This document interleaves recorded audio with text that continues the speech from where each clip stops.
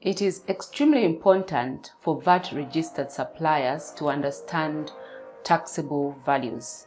Taxable values are used to compute the VAT payable to ZRA. And your ability to be able to compute the taxable values is important if you are going to compute the correct tax payable to ZRA, without which you might end up paying penalties. And so in today's video, I'm taking a look at how to compute taxable values, understanding what taxable value is and how to compute it. And also I'm going to take a look at the VAT along the value chain, because I think it's something that I haven't covered and I want us to start with that. But before we get started, I would like to thank my subscribers. The number of subscribers has been going up all the time. Thank you so much to you that extend your hands and actually subscribe to my channel. A million thank yous to you. For those that haven't subscribed already, today could be the day. Consider subscribing to my channel by clicking the subscribe button. It is at the bottom, it is down here. Click subscribe today so that you don't miss out on any of these fantastic videos. Before we get to understand taxable values, I want us to just do some kind of recap with regards to VAT that I may not have really covered in my previous videos. Value-added tax is charged along the supply chain through each stage of the supply chain where value is added. However, for goods and services where you bought at a higher price and you sell at a lower price, you will still be required to pay value-added tax using the market or open market value. And there are exceptions to this which you will need to consider by consulting the Zambia Revenue Authority. But in general, VAT, which is why it's called value added, is charged on value added along the supply chain at each stage of the supply chain where value is added. That is why it is called VAT, value added tax. Now, there's a simple diagram that I've used in my training courses on VAT during our course called Know Your Tax, which is an annual program. This diagram demonstrates how VAT works through each stage of the manufacturing process or each stage of the value chain. So let me just show you how this diagram really explains what VAT is, and I'm hoping that by the time you are finishing watching this diagram, you are really going to understand what value added tax is. Let's take a look at it. Now, as you can see, we've got four key players along this supply chain. We have the wholesaler who sells the material that the teller is going to buy and make shirts that is going to sell to the boutique owner, who then sells to this consumer. So how does VAT work along this supply chain?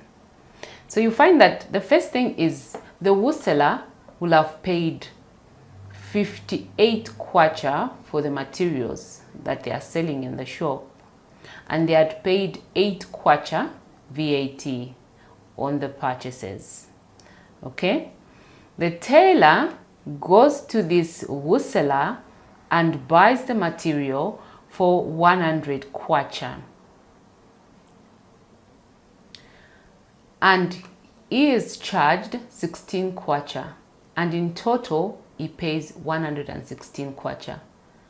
So from 58, value was added, and the wholesaler sold the material for 100 kwacha and charged VAT for that value added, and this came to 116 kwacha.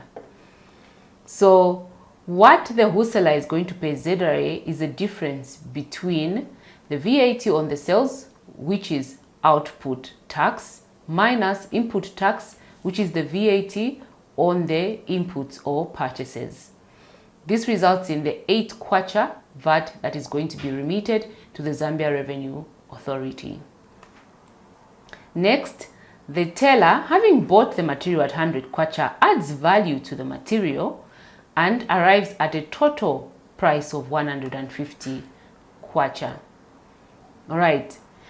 And on that price, he charges VAT of 24 kwacha, resulting in a total price of 174 kwacha. So the value added is now 50 kwacha on top of the 100 kwacha, and the VAT charged is 24 kwacha.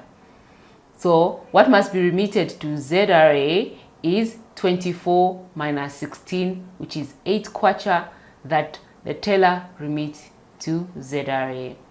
Now the boutique buys this shirt at 250 kwacha. And on top of that, they charge VAT of 40 kwacha. Together, 290. What the boutique must remit to ZRA is 40 kwacha minus 24 kwacha, resulting in 16 kwacha. So in total, for this product, ZRA is going to receive VAT of 8 plus 8 plus 16, giving us 32 kwacha.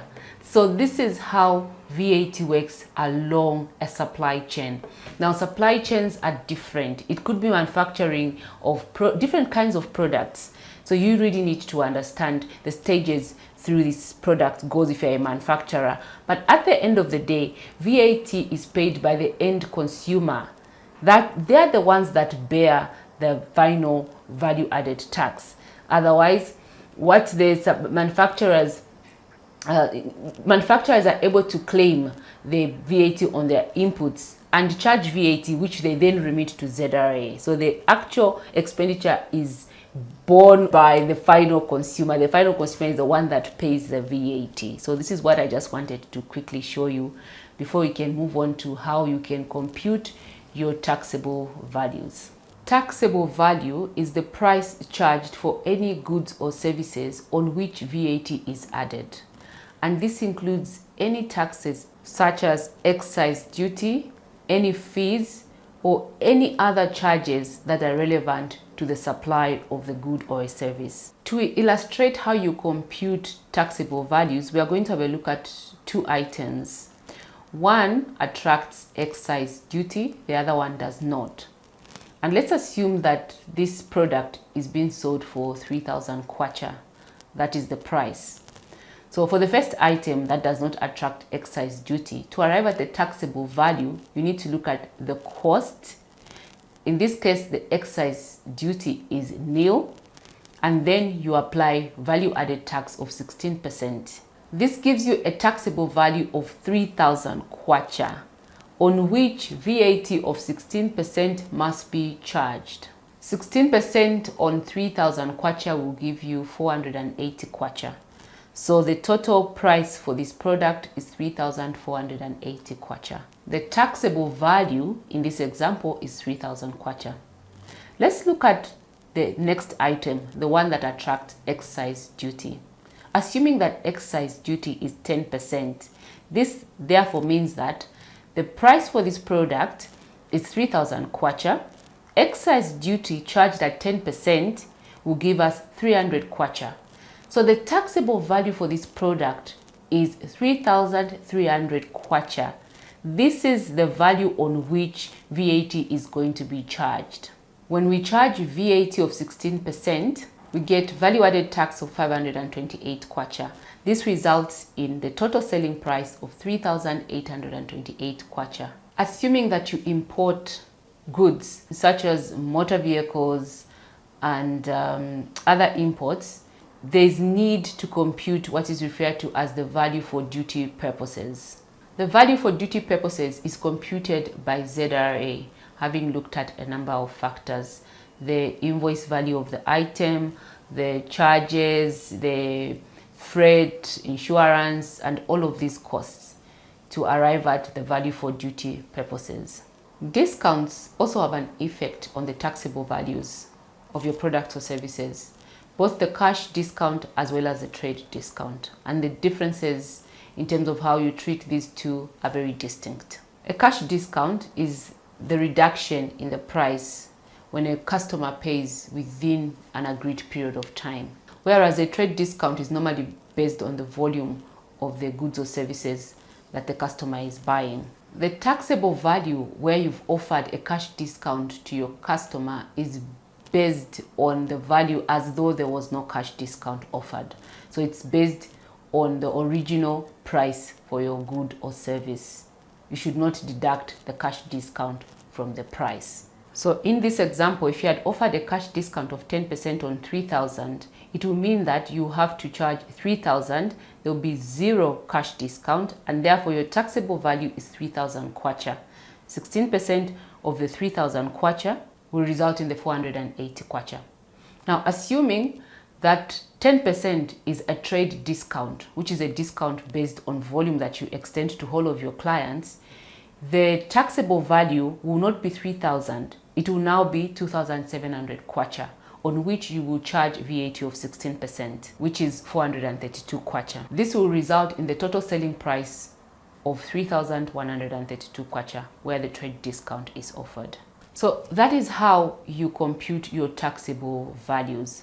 Now, every month as an entrepreneur, a business owner, or even an accountant working at a large company, what you do is you are computing taxable values, and you're also computing the VATs on your sales, and you're also noting down the value added tax charged to you by your suppliers.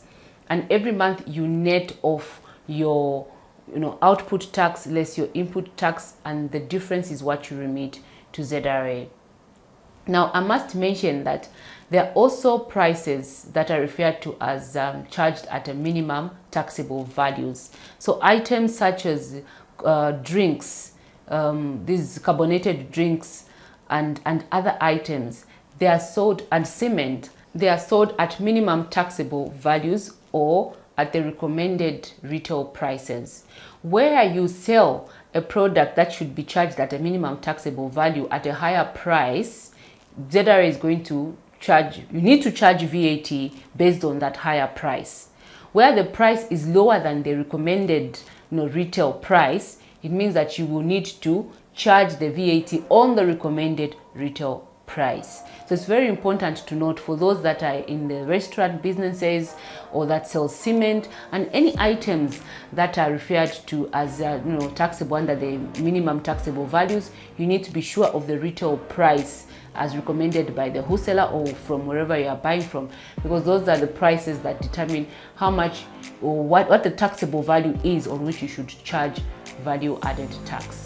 There are certain situations where the taxable value is calculated differently, such as where it's a gift or an item that has been offered in a barter exchange. In such cases, the open market value is normally used as the price on which to compute VAT. So to conclude, understanding taxable values is extremely important for you to be able to compute the VAT payable to ZRA accurately to avoid penalties. This is all I had to share in today's video. Thank you so much to you that are watching, and don't forget to share and like this video. For my subscribers, a million thank yous for subscribing to my channel. If you haven't subscribed already, subscribe today by clicking the subscribe button. It is up here. Click subscribe today. Thank you so much for watching, and see you next time.